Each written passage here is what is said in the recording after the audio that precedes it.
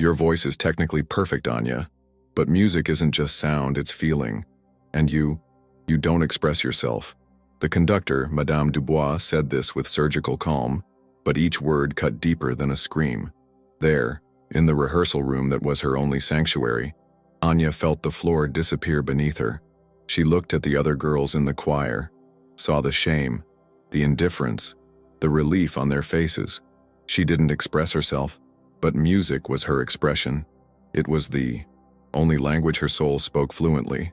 Being kicked out of the choir for not smiling at the right moment or not swaying her body with the emotion they expected was like kicking a bird out of the sky for not explaining how it flies. It just flies. And she just sang. Before we turn the page on this story, tell us here which city you are feeling this emotion with us. Your presence in the comments connects us.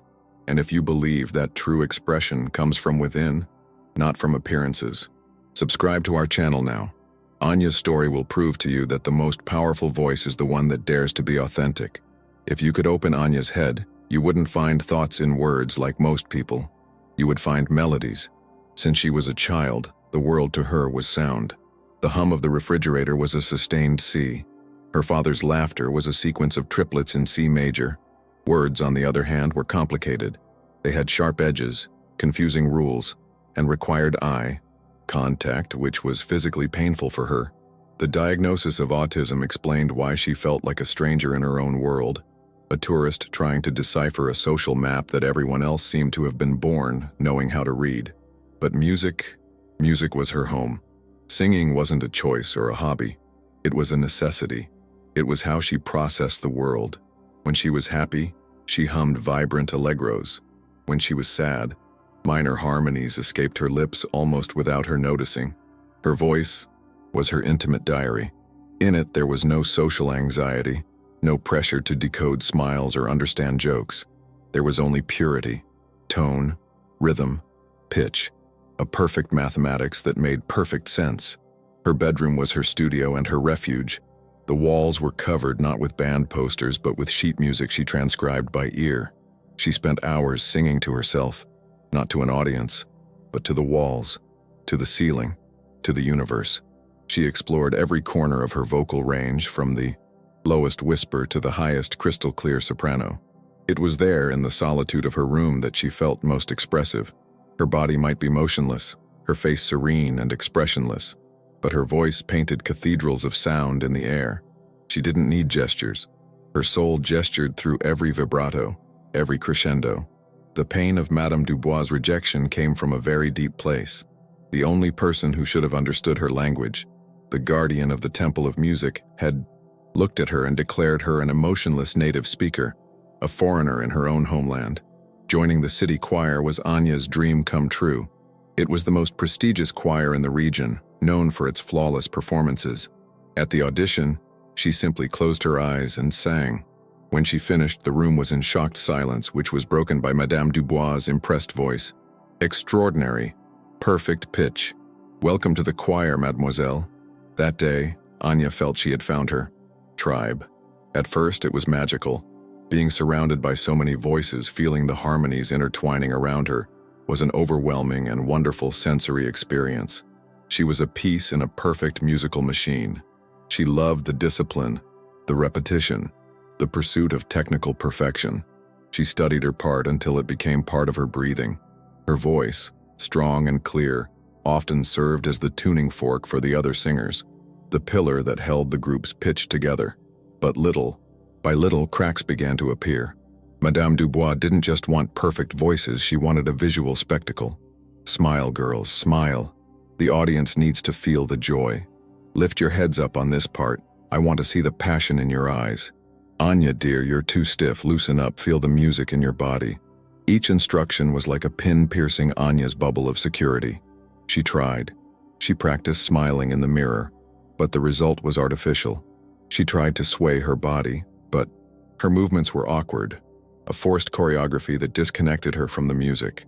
Singing, which was a natural and liberating act, began to feel like an anxiety-filled performance. She was so focused on looking expressive that she could barely concentrate on what really mattered: the sound. Her hope of finding her place was turning into a familiar nightmare. Yet another place where unwritten rules were more important than her talent. The decision to cut Anya from the choir came before. The big Christmas concert, the most important event of the year. Madame Dubois called her into her office after a particularly tense rehearsal. The room was small, filled with trophies and photos of past choirs, all smiling radiantly for the camera. "Anya," the conductor began, her voice trying to be kind but overflowing with impatience. "I can't ignore this anymore. Your lack of connection with the audience is hurting the entire group. You're like an ice statue in the middle of a bonfire." Anya remained silent, processing the metaphor. A statue of ice. That was how she was seen. She wanted to explain. She wanted to say that the bonfire was inside her, that the fire was so intense that if she let it out through gestures, it would consume her. She wanted to say that her expression was not on her face, but in the sound waves she produced with a precision that no other singer there could match. But the words wouldn't come. "We have sponsors, a reputation," continued Madame Dubois. "The performance is everything. People come to be moved, to see emotion, and when they look at you they see emptiness. It breaks the magic." She wasn't a bad woman. In her own world she made sense. Madame Dubois was an entrepreneur of emotion, an architect of spectacle. To her, music was a product to be sold, and the packaging was as important as the content. Anya's voice was the perfect content, but her packaging, her quiet body and serene face, didn't fit the shelf she wanted to occupy. "Your voice is a gift, Anya, but it's a gift you don't know how to use to connect with others. I'm sorry, but I can't include you in the Christmas concert.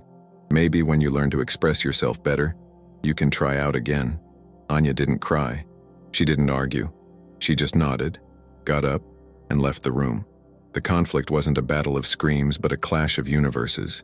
Anya's universe, where music was an internal and pure truth, collided with Madame Dubois' universe, where music was an external and choreographed performance. And on that day, the universe of performance won.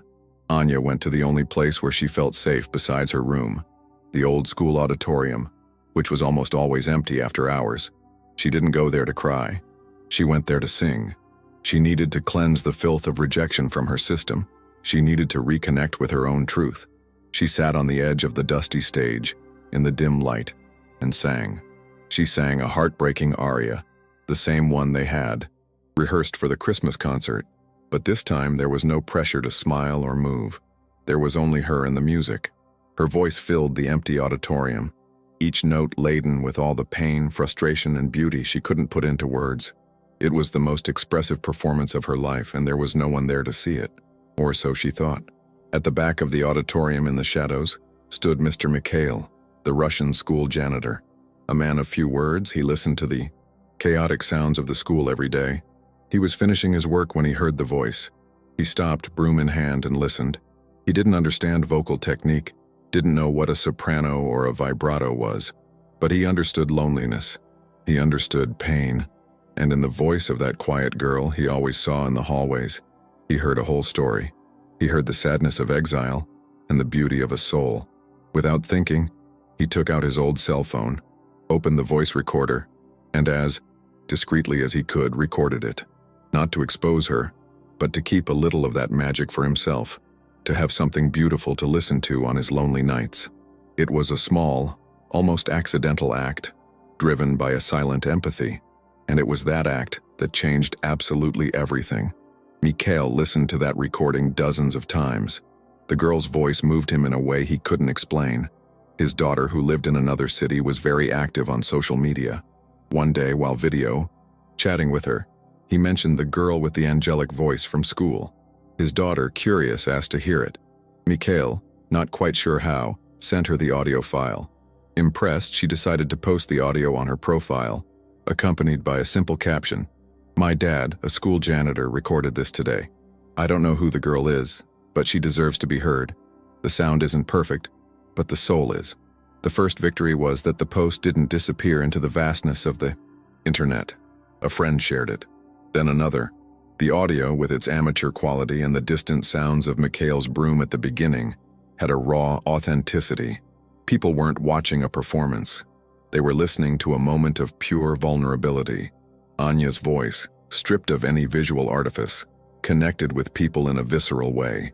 The second victory came when a local music blogger found the post. He wrote an article titled, "Forget Talent Shows. The most moving voice of the year was secretly recorded in a school auditorium." The article went viral. The local radio station played the audio. The story of the mystery singer began to spread. The irony was overwhelming. Anya, who had been expelled for not expressing herself, was moving thousands of people precisely because of the purity of her voice, without anyone even seeing her face. The absence of images forced people to do something rare: just listen. For Anya, the experience was surreal. She heard her own voice on her father's car radio and couldn't process it. It was her, but at the same time it was a separate entity, the mysterious singer. While the city buzzed with speculation about who the voice belonged to, she locked herself in her room, confused. Madame Dubois' rejection had convinced her that her way of feeling music was wrong, flawed. However, the world outside was reacting in exactly the opposite way. The online comments were a torrent of emotion. "I cried listening to this. I don't know who she is, but I felt every note. That's what I call expression." Anya began to realize a profound truth. Perhaps expression wasn't a set of rules to be followed, like smiling or gesturing. Perhaps true expression was the transfer of a pure feeling, no matter the channel. Her channel was sound, just sound. By removing the image, the world was forced to find her on her own turf, in her native language. They weren't seeing her quiet face, they were feeling her loud heart through her voice. The realization freed her. She wasn't flawed, she was just different. Madame Dubois wasn't wrong about the rules of her own game, the game of visual performance. But Anya realized she didn't have to play that game. There was another game, a much bigger game going on. And in that game, where authenticity was the only rule, she was a queen. The girl who was cut off for not fitting the mold was, unwittingly, breaking the mold for everyone else. She understood that her bodily silence was not an emptiness but a frame that made the painting of her voice even more vivid and powerful. The story of the mysterious singer became so big that the main local TV station decided to investigate further. With the help of Mikhail's daughter, they finally tracked down Anya. The invitation to sing live on their most watched show was terrifying and at the same time, inevitable. On the night of the show, the whole country was watching. Anya took the stage. The lights were bright. The audience, silent and expectant. She wasn't wearing a shiny dress but her usual simple clothes. She didn't smile at the camera. She simply walked up to the microphone, closed her eyes, and waited for the silence. And then she sang. She sang the same aria with which she had been humiliated and discovered. And without a single gesture, without a choreographed facial expression, she told a story. Her voice did the work. She traveled through joy, pain, hope, and redemption. When the last note faded into the air, there was a second of absolute silence in the studio. A silence so deep that you could hear a heart beating. And then, the explosion. Applause, screams, people standing, crying. In the front row of the studio audience, Madame Dubois, who had been invited as a music expert, watched with tears in her eyes. She wasn't watching a former student. She was witnessing a phenomenon that she, with all her experience, had been unable to comprehend. She was learning, live, for the whole country to see what true expression was. Anya didn't become a pop star overnight, but she found something much more valuable: acceptance on her own terms. She received a scholarship to a prestigious music conservatory, whose dean contacted her saying, "We don't want to change anything about you. We just want to give you more tools for your voice." The hope was not that she would change, but that the world would continue to learn to listen. Her journey proved that a true gift, an authentic expression, can be misunderstood and rejected, but in the end, the truth always finds a way to resonate. The truest expression is not the one you see, it is the one you feel without a doubt. If Anya's voice spoke to you too, let this story echo. Like it, comment on how you felt, and subscribe to the channel. Share this message because somewhere out there may be someone whose incredible talent is just waiting to be truly heard.